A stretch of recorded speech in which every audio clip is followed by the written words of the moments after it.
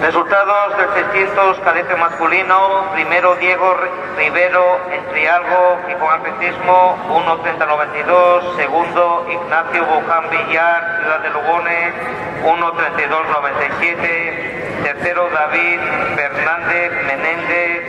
Ciudad de Lugones 1:42:48, cuarto Ignacio Tresguerres Álvarez de la Santina Oviedo 1:45:07 y quinto Guillermo Rodríguez Navadijos del Estadio Gijón 1:47:56.